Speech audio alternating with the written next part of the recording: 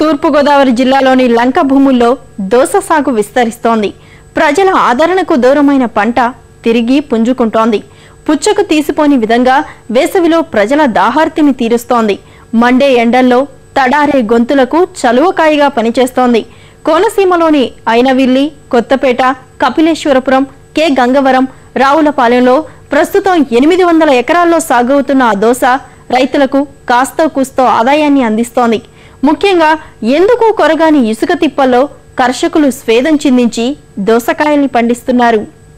తూర్పు గోదావరి జిల్లాలోని లంక భూముల్లో పంటలు పండించడమంటే ఎడారిలో సాగు చేయడమే. ఎందుకంటే ఇక్కడి నేలలను తరచూ ఇసుకమేటలు కప్పేస్తుంటాయి. ఇలాంటి భూముల్లో సాధారణ పంటలు ఎదగవు. అయితే కొన్నేళ్లుగా రైతులు కూరేతర దోసను సాగు చేస్తున్నారు. ఇసుక తిప్పల్లో అడుగులోతున గుంతలు తీసి మట్టి, గుళికలు, మందులతో పాటు దోస విత్తనం వేస్తున్నారు. అపర కృషితో రుచికరమైన కాయల్ని కాయిస్తున్నారు. పుచ్చకాయలు మాదిరిగా వేసవిలో ఈ దోస దాహార్తిని తీరుస్తోంది. అయితే ప్రతికూల వాతావరణం కారణంగా దిగుబడులు పెద్దగా రాకపోయినా ఒక్కో కాయను రైతులు 10 నుంచి 30 రూపాయల వరకు విక్రయిస్తున్నారు. వ్యవసాయం గురించి చేసుకుని బోల్ పెట్టుబడి పెట్టుకొని నీరు ఎత్తు ఇసుక తిప్పేసేస్తే దాని కోవు గుణపంతో వదిలేసి దాంట్లో మట్టి వేసి గుళికలు వేసి ముందు వేసుకుని అప్పుడు విత్తనాలు పెట్టుకుని వ్యవసాయం చేసుకుని ఆ పాదెత్తుల్లోకి 2 నెలలు అవుతుందండి. దూళ్ళ వెళ్ళేం తినకుండా జాగ్రత్త కాచుకుంటే 2 మనుషులు ఉండి ఇసుక తిప్పల్లో వ్యవసాయం నీరు ఎత్తు చేసుకుంటున్నామండి. వ్యవసాయం దోసకాయ సాగు కోపు కాలమాత్రం పోగాక పెద్ద కోపు లేదండి. కానీ కాసిన కాయలు 4 అయినా అలా ఉన్నాయండి. ఈ రేట్లను బట్టి 30-40 ఇస్తారండి మాకు. కోనసీమ లంక మండలాలైన ఐనవెల్లి, కపిలేశ్వరపురం, కె గంగవరం, రావులపాలెంలో ప్రస్తుతం 800 ఎకరాలకు దోస సాగు విస్తరించింది.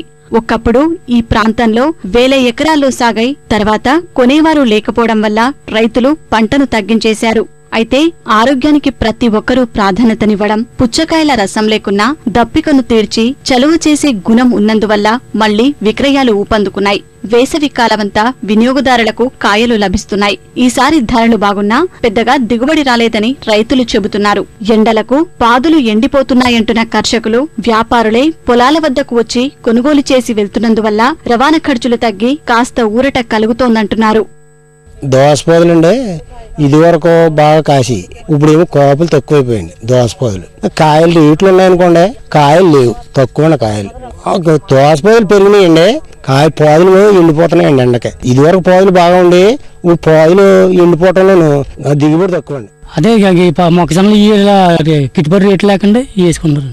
ఇదివరకు దోసపోదులు ఎక్కువ ఉన్నాయండి, అప్పుడు పెద్ద సేల్స్ అవి కదండి. ఈ మధ్యలో తింటారండి రైతుల ప్రజలందరూ కొనుక్కున్నారండి, కాయని బట్టి కొనుక్కున్నారండి. అంటే పెద్దకాయ 40-50 అండి, చిన్నకాయ 10-20 అలాగే. ఎకరం దోస సాగుకు 5 నుంచి 10 వేలు ఖర్చవుతుంటే 15 నుంచి 20 వేలు ఆదాయం వస్తోంది. ఇసుక పొలాల నుంచి ఈ కాస్త రాబడైన వస్తున్నందుకు రైతులు తృప్తి చెందుతున్నారు.